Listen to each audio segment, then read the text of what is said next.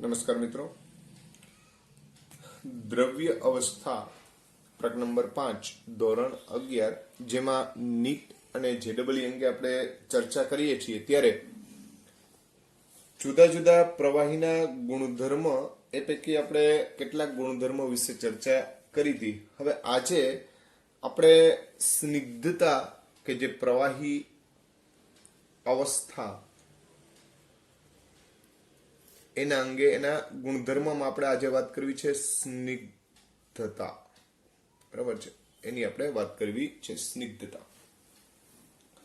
તો મિત્રો, સ્નિગ્ધતા જે છે એને આપણે ગુજરાતીમાં આપણે ચિકાસ એવો શબ્દ પણ બોલીએ. સ્નિગ્ધ પ્રવાહી આપણે એવો ક્યારેક સામાન્ય વર્ડ જે છે એ વાપરતા હોય છે. સ્નિગ્ધ, ચિકાસ એવો પણ આપણે શબ્દ વાપરીએ છીએ. તો સ્નિગ્ધતા જે છે એને સમજવાનો પ્રયત્ન કરીએ. સ્નિગ્ધતા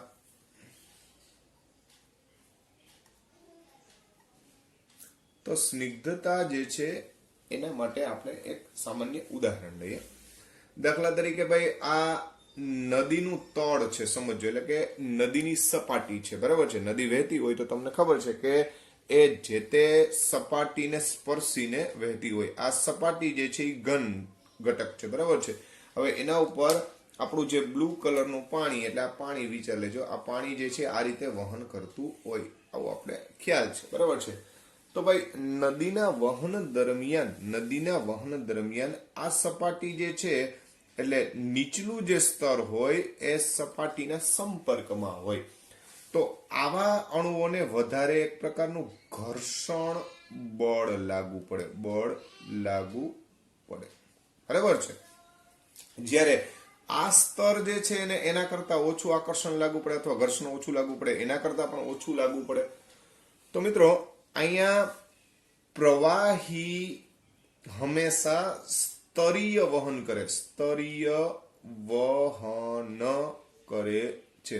સ્તરીય વહન એટલે શું? તો કે આ એક સ્તર છે, આ બીજું સ્તર છે, આ ત્રીજું સ્તર છે, આ ચોથું સ્તર છે. ત્યારે થાય શું?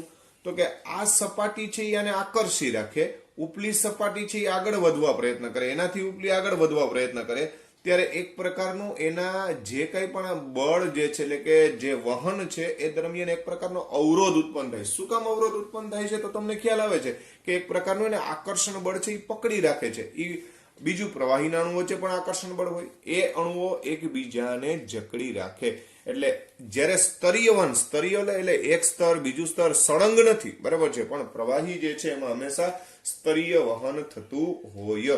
એટલે કે પ્રવાહીના સ્તર એકબીજાને અડકીને વહન પામે. રેડી ને?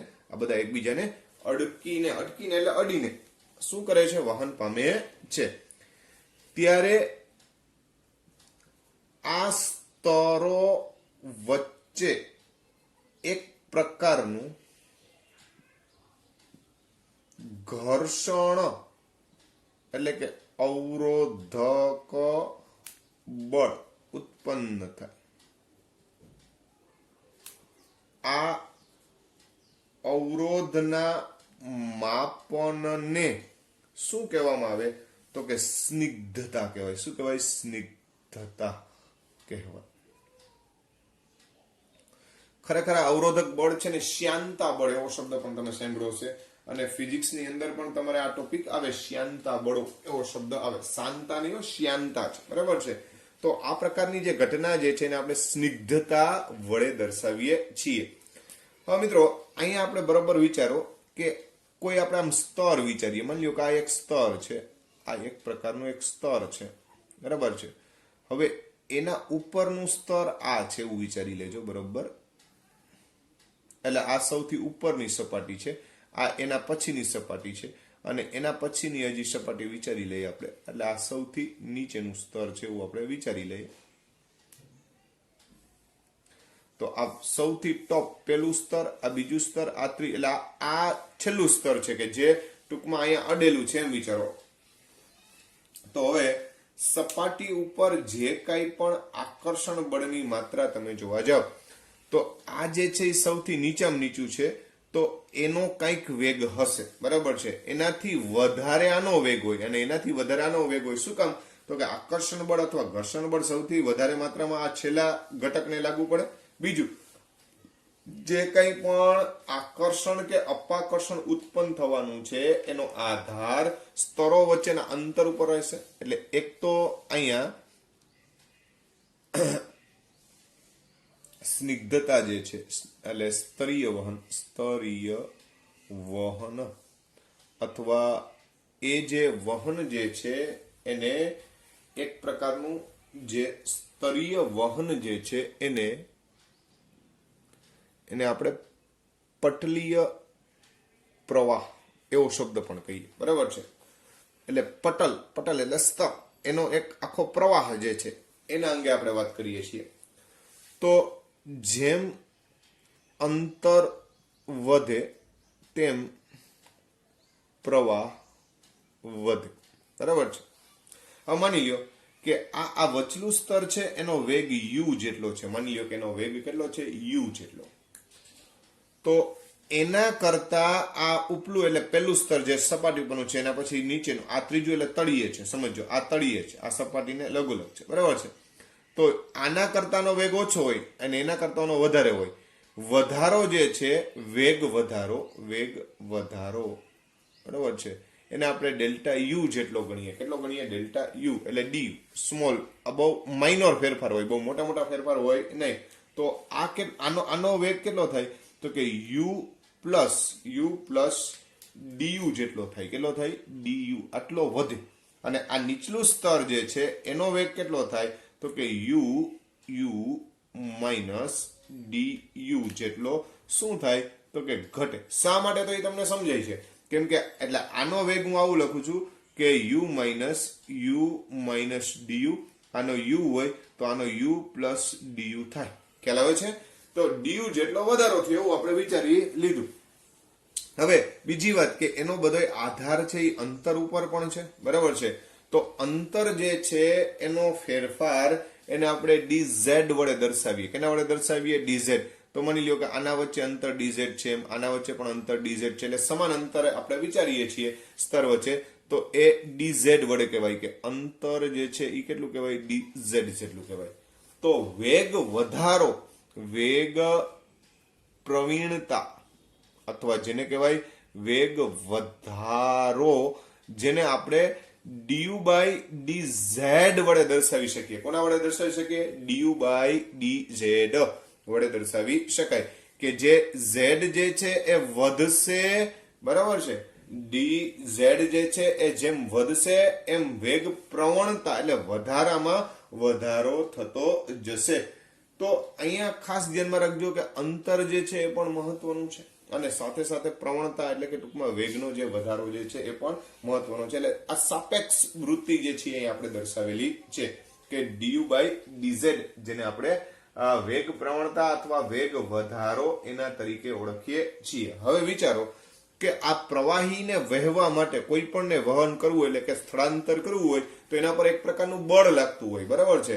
હવે એ બળની માત્રા જે છે, બળ એટલે કે પ્રવાહીને વેગમાં લઈ આવવા માટે, ખાસ કરીને વહન માટે બળ જરૂરી છે. પ્રવાહીના વહન માટે બળ એટલે કે F જરૂરી છે. આ બળનો આધાર કેના ઉપર હોય? તો કે આ જે સપાટી જે છે ને ક્ષેત્રફળ જે છે, જેમ ક્ષેત્રફળ મોટું એમ બળ કેવું થાય? વધારે. તો હું અહીં લખી શકું કે બળ ઇઝ પ્રોપોર્શનલ ટુ એ, એટલે કે આ એરિયા જે છે, સપાટી જેટલું વહન પમાડવું હોય એ ઘટકોનો એરિયા જે છે એના કેવા પ્રમાણમાં હોય? સમપ્રમાણતામાં. બીજું કે જેમ બળ વધશે એમ વેગ શું થશે? વધશે. તો વેગનો વધારો જે છે એ F proportional to du by dz લખી શકાય કે નહીં? એટલે કે જો બળ વધારે તો du બાય dz પણ વધારે, એટલે કે ટૂંકમાં વેગનો વધારો જે છે એ વધતો જશે. હવે આ બંને પરિબળો ઉપરથી આપણે આવું લખી શકીએ કે F is proportional to A into du by dz. ખ્યાલ આવે છે મિત્રો? તો આ જે કંઈ પણ વાત કરી એ ફોર્સ થયું, એક પ્રકારનું બળ થયું, એને આપણે ખરેખર શ્યાનતા બળ કહીએ છીએ. કેવું બળ કહીએ છીએ? શ્યાનતા બળ. તો અહીંયા પ્રોપોર્શનલ ટુ કાઢી નાખો તો F is equal to N A sorry eta into a into du by dz. આ ઈટા જે છે, ઈટા જેને સ્નિગ્ધતા ગુણાંક કહેવાય, ઈટા ઇઝ ઇક્વલ ટુ સ્નિગ્ધતા ગુણાંક. બરાબર છે. તો આને આપણે સ્નિગ્ધતા ગુણાંક તરીકે ઓળખીએ છીએ. હવે આ સ્નિગ્ધતા ગુણાંક જે છે એના અંગે જો આપણે વાત કરવી હોય તો આપણે માની લો કે ઈટાનું મૂલ્ય તમારે જોતું હોય તો એ એટલે એરિયા, આ ક્ષેત્રફળ એ બરાબર એકમ ક્ષેત્રફળ લેવામાં આવે, એકમ ક્ષેત્રફળ. બરાબર છે. એટલે આનું 1 મીટર સ્ક્વેર લઈ લઈએ. ચાલો 1 મીટર સ્ક્વેર, એકમ ક્ષેત્રફળ એટલે કેટલું લઈ લઈએ આપણે? 1 મીટર સ્ક્વેર. અને વેગ પ્રવણતા એટલે ડીયુ બાય ડીઝેડ એટલે વેગ પ્રવણતા જે છે એ પણ કેટલું લેવામાં આવે? એકમ લઈ લઈએ. બરાબર છે. તો એવા સંજોગોની અંદર લાગતું બળ બરાબર સ્નિગ્ધતા ગુણાંક થાય. જો એકમ ક્ષેત્રફળ ધરાવતી પ્રવાહીની સપાટી ધરાવતી પ્રવાહી સપાટીનો વેગ વધારો એકમ હોય ત્યારે લાગતા બળને શું કહેવાય? તો કે સ્નિગ્ધતા ગુણાંક કહે છે. તો એને જ શું કહેવાય? સ્નિગ્ધતા ગુણાંક. આ સ્નિગ્ધતા ગુણાંક જે છે એને આપણે જો કર્તા બનાવી દઈએ, સ્નિગ્ધતા ગુણાંકને આપણે કર્તા બનાવી દઈએ એટલે કે આ ઈટા જે છે ને કર્તા બનાવે તો ઈટા બરાબર F upon A into DZ by DU. આ ડીઝેડ બાય ડીયુ. તો F એટલે બળ, બળનો એકમ આપણે ન્યૂટન રાખીએ, આનો મીટર સ્ક્વેર રાખીએ, ડીઝેડ એટલે અંતર, અંતરનો એકમ મીટર રાખીએ, અને આનો મીટર પ્રતિ સેકન્ડ રાખીએ, વેગ છે એટલે. બરાબર છે. તો મીટર મીટર કેન્સલ, આને ઉપર જવા દો તો newton into second metre minus 2 એ ઈટાનો એકમ થશે. આ ખાસ ધ્યાનમાં રાખજો. તો newton into metre square into newton into second પ્રતિ મીટર સ્ક્વેર એમ આપણે બોલી શકીએ. બીજી વાત કે ન્યૂટન પ્રતિ મીટર સ્ક્વેર એને પાસ્કલ કહેવાય, તો પાસ્કલ ઇન્ટુ સેકન્ડ એવો પણ એને કહી શકાય. એટલે આ પીએ ઇન્ટુ એસ એવો એકમ પણ કહી શકાય. આ ઉપરાંત તમે જાણો છો મિત્રો કે સીજીએસ એકમમાં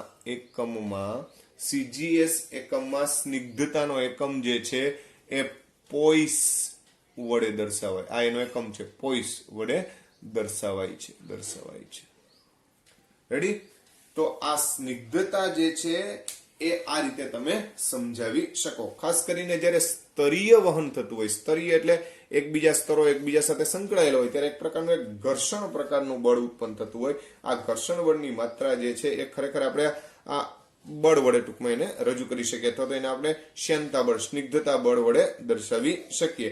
તો એની સામાન્ય માહિતી થઈ. બીજી કેટલીક માહિતીમાં આમાં જોવા જાવ તો અહીંયા સ્નિગ્ધતાનો આધાર આંતરઆણ્વીય આકર્ષણ બળ ઉપર છે. બરાબર છે. તો સ્નિગ્ધતા પ્રપોઝનલ ટુ આંતરઆણ્વીય આકર્ષણ બળ.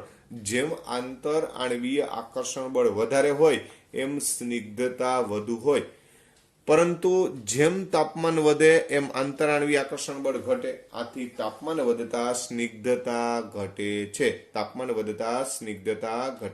છે. તો એ વસ્તુ પણ ધ્યાનમાં રાખવાની. જો તાપમાન ઊંચું હોય એટલે ઊંચા તાપમાને પ્રવાહીની સ્નિગ્ધતા ઘટે છે.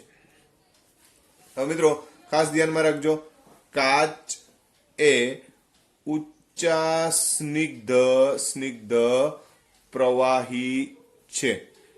કાચ એ ઊંચા સ્નિગ્ધ પ્રવાહી છે. આ પ્રકારની ઘટના જે છે એ એટલા માટે ખબર પડી કે જૂની કાચની બારીઓ જે છે, જૂની કાચની બારીઓ એમાં ઉપર અને નીચેના સ્તરની જાડાઈ અલગ જોવા મળે. આવું તો જ થાય કે કાચ પ્રવાહી હોય અને પ્રવાહીના કારણે દ્રવ્ય નીચે તરફ પ્રસરણ પામેલું હોય, એટલે આપણે શબ્દ બોલીએ છીએ કાચ એ ઉચ્ચ સ્નિગ્ધતા ધરાવતો પ્રવાહી છે. તો આ વસ્તુ પણ ધ્યાનમાં રાખજો. તો આ રીતે આપણે સ્નિગ્ધતા અંગે માહિતી લીધી છે. મિત્રો, પૃષ્ઠતાણ અંગેનો એક દ્રાવ્યતાને અનુલક્ષીને એક ખ્યાલ છે જેની આપણે ચર્ચા કરી લઈએ. તો પૃષ્ઠતાણ અને દ્રાવ્યતા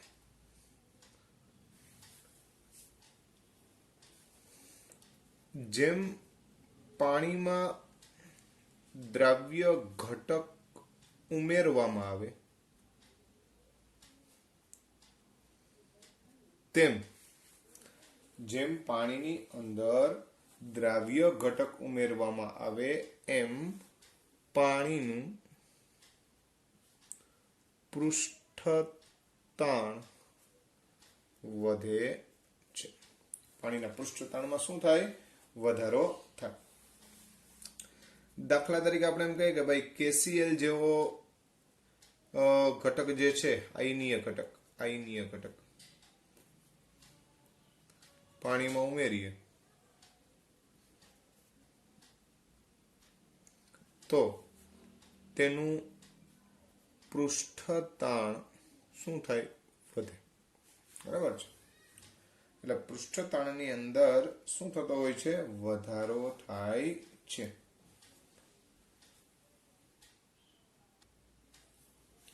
પરંતુ પ્રમાણમાં ઓછા દ્રાવ્ય ઘટકો જેમ કે મિથેનોલ લ્યો અથવા ઇથેનોલ લ્યો, દ્રાવ્ય તો છે પણ આના જેટલા નહીં. બરાબર છે. તો પૃષ્ઠતાણમાં મંદ ફેરફાર જોવા મળે. જ્યારે સાબુ અથવા ડિટર્જન્ટ જેવા ઘટકો, સાબુનું બંધારણ આપણે આ રીતે લખી શકીએ CH3CH2 11 વખત SO3 Na+, અને કહેવાય લોરિલ આલ્કોસલ્ફોનેટ. તો આ પ્રકારના જે કંઈ પણ ઘટકો જે છે, લોરિલ આલ્કોસલ્ફોનેટ CH3CH211O SO3 Na, આ O છે, ધ્યાન રાખજો. બરાબર છે. તો આ પ્રકારના જે કંઈ પણ ઘટકો છે એ પ્રમાણમાં ઓછા દ્રાવ્ય ઘટકો જેના કારણે પૃષ્ઠતાણ ઘટે છે. પણ અહીં એક મિત્રો એક વસ્તુ ધ્યાનમાં રાખજો. એક શબ્દ આવે CMC, જેને કહેવાય critical micelle concentration. Critical micelle concentration. તો જે ક્રિટિકલ મિસેલ કોન્સન્ટ્રેશન જે છે, એટલે કે ક્રાંતિક મિસેલ સાંદ્રતા, આ સાંદ્રતાએ ત્યાં સુધી જે છે ને, આ સાંદ્રતા સુધી એકદમ ઘટાડો થાય. પછી વધારો અથવા સ્ટેબલ થાય. કોણ સ્ટેબલ થાય? તો કે ભાઈ પૃષ્ઠતાણ. બરાબર છે. તો ભાઈ આ કેટલાક દ્રાવ્ય ઘટકોના આધારે આપણે પૃષ્ઠતાણની અંદર જે ફેરફાર થાય છે એના અંગેની આ ચર્ચા થઈ. એક સામાન્ય પ્રશ્ન આના પરથી પૂછી શકે, એમ પૂછે કે ભાઈ જંતુઓ કે જે પાણી ઉપર ચાલી શકે છે પરંતુ સાબુના પાણીમાં ડૂબી જાય છે. બરાબર, શબ્દ સાંભળજો. શું કીધું ભાઈ? જંતુઓ કે જે સામાન્ય પાણી ઉપર ચાલી શકે પણ સાબુવાળા પાણીમાં શું થાય? ડૂબી જાય. શા માટે? તો સિમ્પલ વાત છે. પૃષ્ઠતાણમાં શું થાય? ઘટાડો થાય. બરાબર છે. જંતુઓ કે જે પાણી પર ચાલે છે તે સાબુવાળા પાણીમાં ડૂબી જાય છે. તેનો જવાબ જે છે એ તમે આની મદદથી દઈ શકો કે સાદા પાણી કરતા સાબુ ધરાવતા પાણીના પૃષ્ઠતાણમાં શું થાય છે ભાઈ? ઘટાડો થાય, જેથી જંતુઓ ડૂબી જાય. તમે શબ્દ સાંભળ્યો હશે ભાઈ, ડેડ સી. બરાબર છે. તો ડેડ સી જે છે એમાં દ્રાવ્ય ક્ષારો પ્રમાણમાં વધારે છે, એટલે વધુ ક્ષારીય પાણી છે. આ સમુદ્રમાં આપણે સામાન્ય રીતે ડૂબતા નથી, એટલે કે ઇઝીલી આપણે તરી શકીએ. તો જ્યાં ક્ષારનું પ્રમાણ વધારે હોય ત્યાં તરવામાં કેવું રહે? સરળતા. પૃષ્ઠતાણ જે છે એમાં શું થાય? વધારો થાય. તો એ વસ્તુ પણ તમે ધ્યાનમાં લઈ શકો. તો મિત્રો, પૃષ્ઠતાણ અને દ્રવ્યતા અંગેની વાત થઈ. આના આધારે JEE એડવાન્સ 2016માં એક સરસ મજાનો પ્રશ્ન આના ઉપરથી પૂછાયેલો હતો, જેની આપણે એક ચર્ચા કરી લઈએ. તો JEE 2016 એડવાન્સમાં પૂછાયેલો જે પ્રશ્ન છે એ આપણે જોઈ લઈએ. સાથે સાથે આ ટાઈપનો જ છે. પ્રશ્નમાં આ રીતે પ્રશ્ન જે છે એ આપણને આ રીતે પૂછેલો હતો કે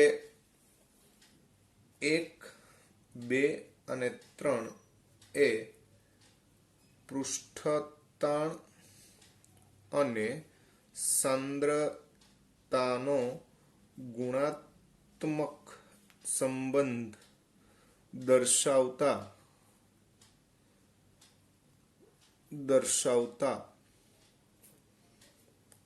આલેખ છે. 1, 2 અને 3 એ પૃષ્ઠતાણ અને સાંદ્રતાના ગુણાત્મક સંબંધ દર્શાવતા આલેખ છે. તો ઓરડાના તાપમાને આ આલેખ માટે યોગ્ય વિકલ્પ પસંદ કરો. બરાબર છે. મેં તમને કીધું એ પ્રમાણે JEE એડવાન્સ 2016 એમાં પૂછાયેલો પ્રશ્ન છે.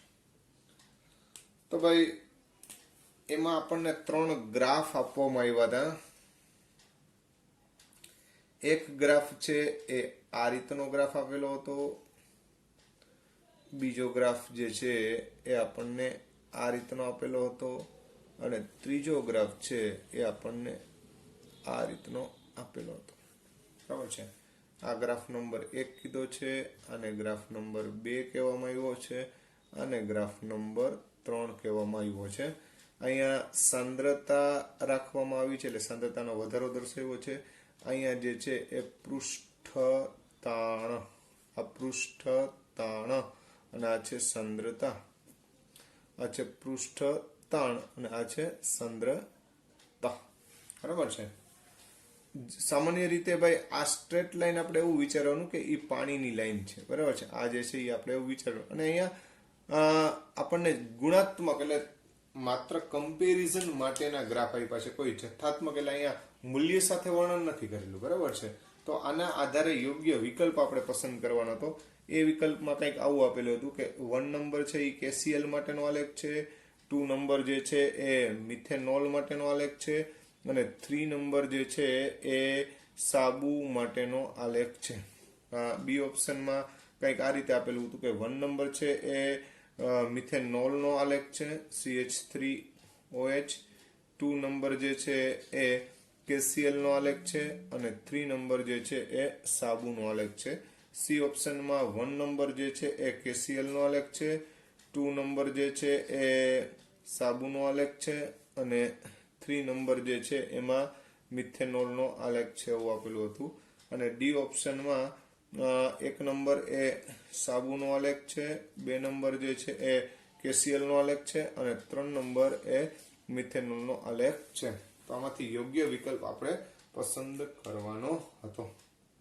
તો મિત્રો હમણાં થોડીક વાર પહેલા જ આપણે વાત કરી કે જેમ દ્રાવ્યતા વધુ તેમ પૃષ્ઠ તાણ વધે. એટલે સાંદ્રતાના વધારા સાથે શું થાય તો કે પૃષ્ઠ તાણ વધે. તો તમે જાણો છો એ પ્રમાણે કે ભાઈ પાણી જે છે એની અંદર સૌથી વધારે દ્રાવ્ય ઘટક જે છે એ કયો હોય તો કે KCl જે છે એ આ ઓપ્શનો પૈકી હોય. તો KCl માટે હંમેશા વધારો દર્શાવવો જોઈએ. એટલે આ 2 નંબર વાળો જે છે એ KCl હોય એવો આપણે પહેલા તો વિકલ્પ પસંદ કરવો પડે. તો આપણી પાસે B અને D એમાં આપણને એવો વિકલ્પ આપેલો છે. હવે આપણે પહેલા જ વાત કરી કે સાબુ જેવા ઘટકો જે છે એ શું કરશે તો કે પૃષ્ઠતાણ ઘટાડે. આમાં ઘટાડો થઈને પછી ધીમે ધીમે નોર્મલ થતો જાય છે, બરાબર, સાંદ્રતા વધારા સાથે. તો અહીંયા તમે જુઓ તો એવો વિકલ્પ જે છે એ ડ્રાસ્ટિક ચેન 3 નંબર સાબુ આના માટે જ યોગ્ય ગણાય. તો આપણો વિકલ્પ કયો આવશે? B. અને આ જે સાંદ્રતા જે છે ને મિત્રો આને CMC કહેવાય. શું કહેવાય? CMC એટલે ક્રિટિકલ મિસલ કોન્સન્ટ્રેશન. જ્યારે આપણે 12મા ધોરણની અંદર પૃષ્ઠતાણ વિશે અભ્યાસ કરશું ત્યારે એની અંદર આ અભ્યાસક્રમની અંદર જ આવશે. એટલે કે ત્યાં પણ આપણે સરફેસ ઘટનાઓનો અભ્યાસ કરશું ત્યારે ક્રિટિકલ મિસેલ કોન્સન્ટ્રેશન અને મિસેલની ક્રિયાવિધિ એવો એક ટોપિક આવશે. ત્યારે તમને વધારે યોગ્ય રીતે સમજાશે. તો આ રીતનો એક પ્રશ્ન જે છે એ પૃષ્ઠતાણને અનુલક્ષીને JEE 2016 એડવાન્સમાં પૂછાયેલો હતો. અહીંયા આપણે ધ્યાનમાં શું લેવું તો કે આયોનિક સંયોજનો સામાન્ય રીતે દ્રવ્યતા વધારે ધરાવે એટલે એનો ગ્રાફ હંમેશા અપ જાય, બરાબર છે. આ કાર્બનિક સંયોજનોની પાણીમાં દ્રાવ્યતા નો ડાઉટ કે મિથેનોલ ઇથેનોલ પાણીમાં દ્રાવ્ય છે, પણ પ્રમાણમાં કાર્બનિક સંયોજનની દ્રાવ્યતા માટે બહુ ઝાઝો ફેરફાર જોવા મળતો નથી. પણ સાબુ જેવા ઘટકો કે જે પ્રમાણમાં અદ્રાવ્ય ઘટક હોય એની જેમ સાંદ્રતા વધતી જાય એમ શું થતું જાય? પૃષ્ઠતાણ જે છે એ શું કરતું જશે? ઘટાડતું જશે. અને એના હિસાબે થઈ અને અહીંયા આપણે ઘટાડો દર્શાવ્યો. હા, પણ એક સમય એની ક્રિટિકલ મિસલ કોન્સન્ટ્રેશન એ પહોંચી જાય એટલે કે અમુક સાંદ્રતાએ એનો સમુચ્ચય રચાય એવો શબ્દ આવે, એને ક્રિટિકલ મિસેલ કોન્સન્ટ્રેશન કહેવાય. આ મિસેલ રચના બને ને પછી ટૂંકમાં કોઈ ફેરફાર થતો નથી. તો આ પ્રકારની ઘટના આ પ્રશ્ન દ્વારા આપણે સમજાવી શકીએ. તો મિત્રો અહીંયા આપણા જે કંઈ પણ ટોપિક્સ હતા એ લેવલની આપણે અહીંયા ચર્ચા કરેલી છે.